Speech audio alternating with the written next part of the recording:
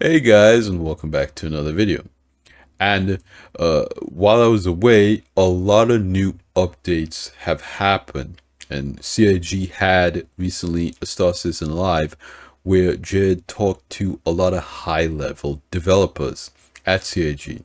Uh, so I want to kind of go over the questions that they talked about, the answers that the devs gave, and kind of give my 2 cents on this situation and the questions asked. So without further ado, we're just going to jump right into it. So first off, economy updates. So as you guys may have noticed, there's a lot of price changes with ships in 323 and across the board with a lot of different items. CIG is rebalancing a lot of this stuff.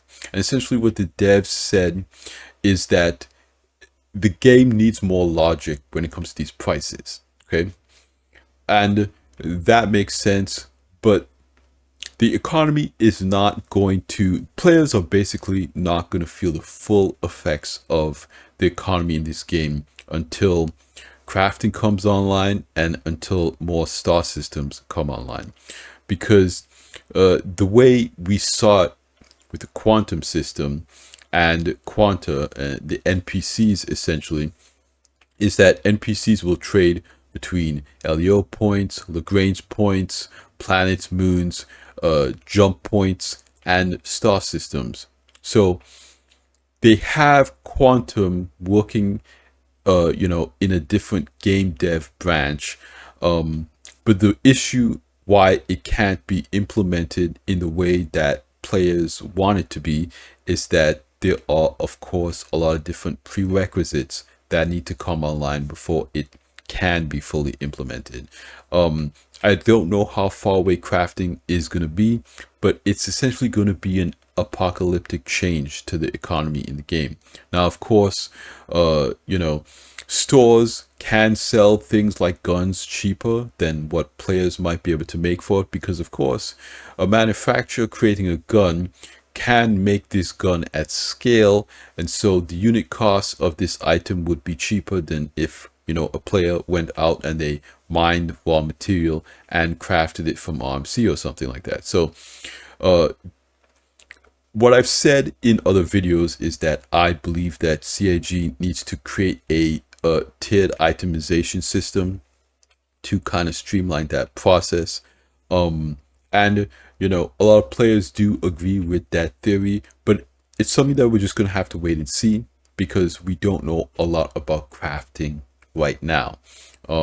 Ultimately, there is always going to be that conversation about how CIG can balance these things with a player's time investment, because of course it's items can be really cheap or really expensive, but at the end of the day, if something takes an hour to craft and it's like 1,000 UEC to buy in store, that doesn't really make a whole lot of sense for the player. So what the developers are basically saying is that they have to look at all of those things and find a way to balance it. So it's not an easy task, and it's going to take a lot of time. Will there be a wipe in 323? And what the dev said is that there will be a wipe for money and a wipe for rentals, but everything else is staying the same. So if you have money right now, spend it. Okay.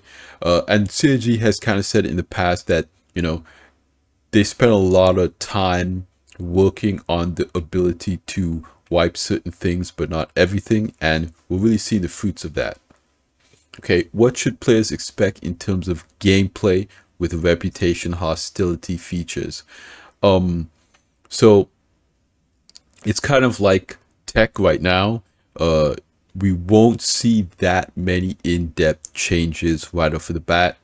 Again, we were able to kind of see a bit of a rating system down below at the bottom. If you guys have played 323 in PTU, you go to a location like a distribution center and you kill the NPCs there, you'll now see like a new rating system in the bottom left hand corner. of your HUD. And you know, the more hostile you are, the higher that rating system will become, and the NPCs will become hostile towards you. So right now it's the implementation of that system, but we won't see long-term effects from this system just yet. Okay. So sniper glint, what's going on with that? So basically sniper glint was something that they were testing out because they felt that a sniper is a little bit too powerful in the game right now. You could be at a location and just die and not know why. And I think that that's fair for the developers to try and test different things. What they said basically is that Star Citizen is in the alpha, and what they want to do is they do want to test different things like that. So I think that's good. It's not the finished or final solution. We have no idea how long it'll stay in the game, but I think that I do want the developers to test stuff like that. I don't want them to worry too much about what the player base thinks, but I do want them to be open to feedback. If players don't like it, you know, take the initiative to remove it. Okay. Why can we scan other players' ships but not our own? So basically what CAG said is that this will be done by personal scanning. So we saw this in at CitizenCon with the Squadron 42 update. When they went through the Squadron 42 gameplay, the player character had a personal scanner, and they could send out ping waves and scan the environment. So more than likely, if you're scanning to see if there's another player on your ship or something like that, you'll have a personal scanner that you send out a ping, and if there's someone on your ship that's not supposed to be there, that scan will expose that person. Okay. So master modes, why was it made?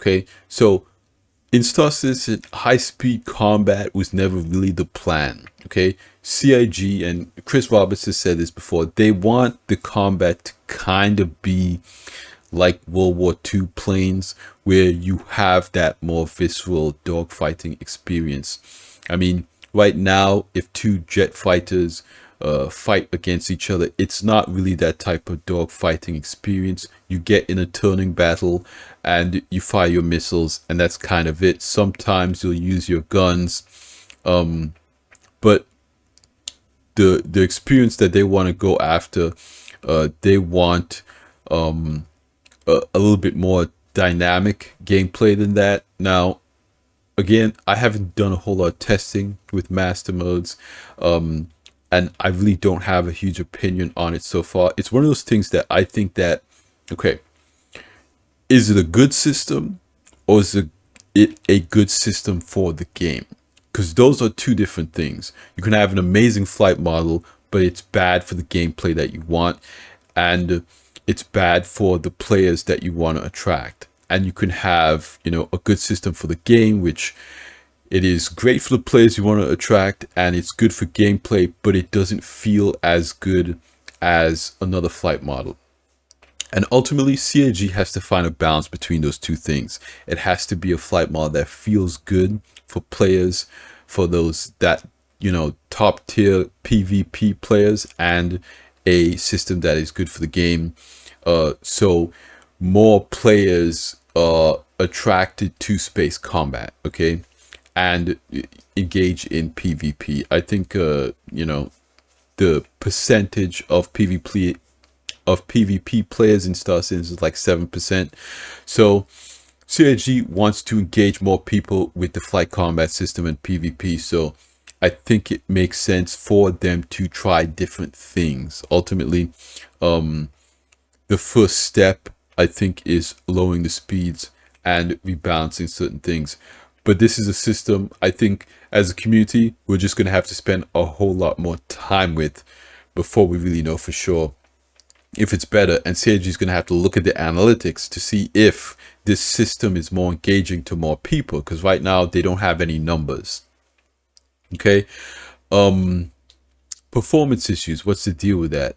So basically they said that there's been a lot of network issues with 323 PTU so far, And the reason for that is because they haven't really been able to test at scale. And it's one of those things that I'm going to be honest with you guys. I think that CIG should just get rid of Evocati.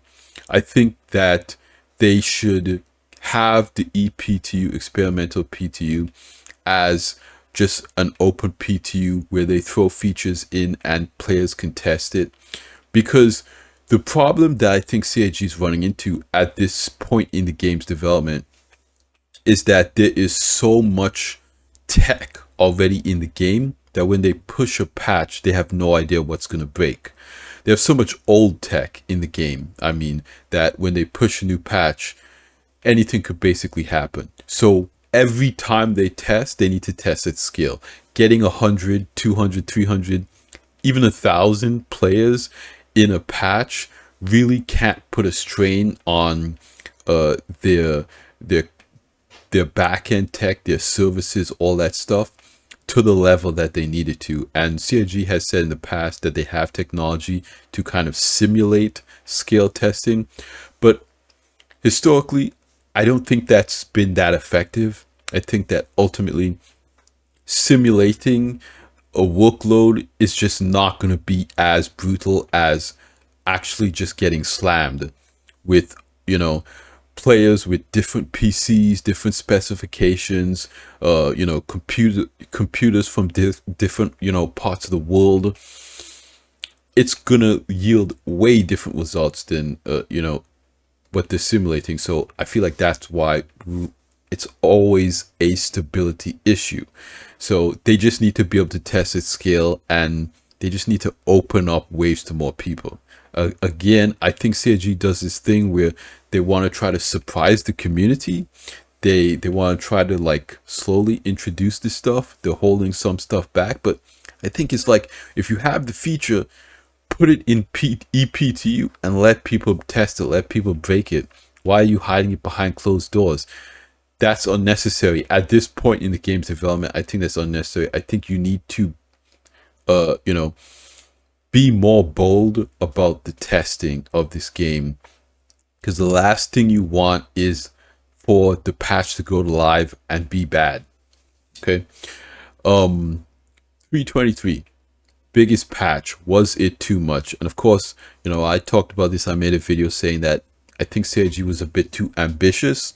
But let's see what they said. They essentially said that basically, yes, what they wanted to do here is that they wanted to be able to get as much features as they can so they can push forward. Ultimately, you don't want to hold on to a feature for too long, and then, you know, you're working on it, and then your other things get held up. And that's basically what I was just saying with ePTU. Just get this stuff into players' hands so we can test it and we can break it, and so the devs can focus on fixing it and moving on. Ultimately, I think they wanted to all of this stuff that we're playing in 323, it hasn't just been developed, you know, a couple of months ago. It was all stuff from Squadron 42 moving over. So basically, this is stuff that they developed, and it took them 4 months to bring to the PT to bring to the PU. So this stuff wasn't just like, they weren't just working on it in January. You know, this is stuff that has potentially been worked on for the last year or two. So this stuff has been in the oven for a long time, and you know, the lead game developer at this point, Richard Tyrer, he really wanted to get this stuff ported over into the PU, get it in our hands, and I think that is important. I think we do need to test these things out, and I think that was a good decision. Current state, how's it going with cargo elevators, personal position hangars, freight elevators, that type of stuff? It's a big change, so they just wanted it to be more stable. Again, that makes sense. I do too, but personally, I think they should put it on ePTU. Just like have 323.0 on PTU and then have 323.1 or whatever with the cargo elevator update in ePTU as soon as you can. So when 323 goes live, immediately push the cargo elevator patch to ePTU so people can test it and break it. Again, if you want it to be good, people need to be able to break this stuff. You need to see where the bugs are, how to make it better. Testing it at scale is going to be the best way to do that, in my opinion. Okay, once personal persistent hangers come out, will our landing zone remain the same? Okay, what CIG said is yes, they will stay the same because they're only wiping money and rentals. Okay, how does the developers see Arena Commander? And essentially, their priority is the persistent universe, and they see Arena Commander as a good test bed. And that's a good way to look at it because it allows the players to look at stuff like, engineering experimental mode, and they need to do a lot more of that. Put more of these gameplay features in experimental mode, get it in players' hands, let us mess around with it. Okay, what is the go no go process like? That is essentially the process where the devs look at a feature and say, is it ready, is it not ready? And it's a gradual thing. They play it and decide if it's ready or not, essentially. Bed logging. Okay, this is big. I made a video about this. What they basically said is that in the future you will be able to log out from anywhere, but you'll get a buff from logging out from your bed. Okay, so here's my problem with this, and I know this. Okay, when I made my video about bed logging, CIG had already said that you'll just be able to log out from anywhere. That was not my concern with the bed logging system. Okay, the issue that I bring up with this system is that this is something that the player base didn't really ask for. Well, let me take a step back, okay? Because Star Citizen, to a lot of players, is a simulation game. It is becoming more and more MMO and less simulation. A lot of players see it as a simulation sandbox. A lot of players see it as a sandbox MMO. The definition of this game is changing every day. But in real life, when you go to sleep, you essentially, for all intensive purposes, you lose consciousness. So this is kind of the most realistic place to log out of the game. There is no interruptions with that simulation of life.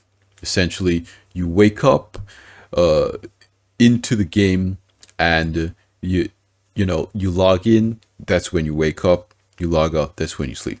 Okay. What I really want to know is, when you say you can log out from anywhere, does that mean I'm standing at a bar and I log out and my character just despawns in front of everybody? I want to know what that looks like. I understand that you're going to be able to log out from anywhere. I don't care about that. I want to know is, what does that look like to the devs? Okay. And why is that a priority? Okay. Because if they have to do a bunch of developer work to make that good, why? Just stick with bed logging. I think you won't have to worry about adding a buff, because again, that's very gamified. Okay, you sleep in a bed, you get this buff. What is it? XP. You get a stamina buff. I have no idea what any of that looks like. And that's what I wanted the devs to answer. I wanted the devs to paint me a picture of what the system looks like, what their plan is. And they didn't do that. They essentially just brushed off the question. I don't think the answer they gave was a good answer.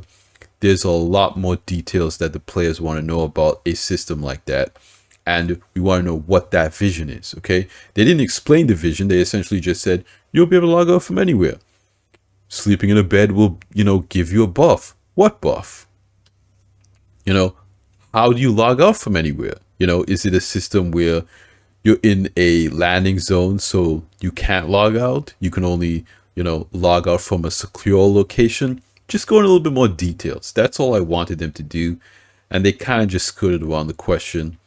I was not impressed with their answer at all. Very disappointing, that answer. That answer was very surface level, unacceptable in my opinion. Okay? Currently, it's very hard for a bad guy in Star Citizen. What's the future hold for bad guys? And essentially, I've said this before and I'll say it again. Every gameplay loop in this game needs PvE equivalency. So, if you can pirate a player, you need to be able to pirate an NPC. So basically, bad guys need NPC missions. So all their gameplay loops won't just be PvP.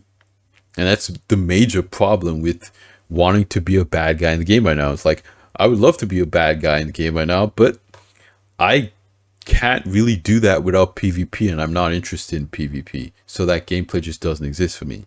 So CAG does need to make more PvE content for bad guys. What place is there for a solo player in Star Citizen? Okay, well, they essentially said that playing Star Citizen solo will be a little bit more difficult because they are aiming to build an MMO. Okay, so they want people to play together, but they are working on designing content that is specifically for solo players. And I think this is a good balance, is that if you want to experience all of the content in the game, the best way to do that is with friends, with other players in an organization. But there will still be a significant amount of content for you to experience solo. Okay. And last is what's going on with night vision. Well, the good news is that they have night vision working in a game developer branch, and they're looking at adding it in the game when it's ready. So it's not going to be 323, but some point in the future, they are planning on adding night vision. It's working with some of the scopes that they have, and you know, hopefully we get binoculars, maybe certain combat helmets that have night vision. A lot of people are looking for it because the nights in Star Citizen are very dark, and being able to see your way around, it's something that exists right now. So why wouldn't it exist in 900 years? So that was basically Star Citizen Live, the questions and the answers, the rundown. You know, my biggest gripes was with the bed logging question. They kind of brushed it off. You know, I think the solo player content question makes sense. You know, at the end of the day, they are trying to make an MMO. I think that, you know, bad guys, again, they need a PvE content, and they're heading in the right direction. I think they're doing a lot of good work. I think the main guy, his name is Richard Tyria. I think he's got a very good outlook on the game, on his kind of vision, his ideas for what he wants to add and do with the game. I think they're very good. So yeah, that's gonna be it for me here today, you guys. This was a little rundown video. I hope you enjoyed it. Thanks for hanging out with me again. I always appreciate you guys watching the videos. You guys have been supporting the channel a lot, and it really means a lot to me. You guys have been awesome. Like I always say at the end of these videos, you guys like the video if you liked it. Subscribe if you want to see more, and I'll see you in the next one. Salute.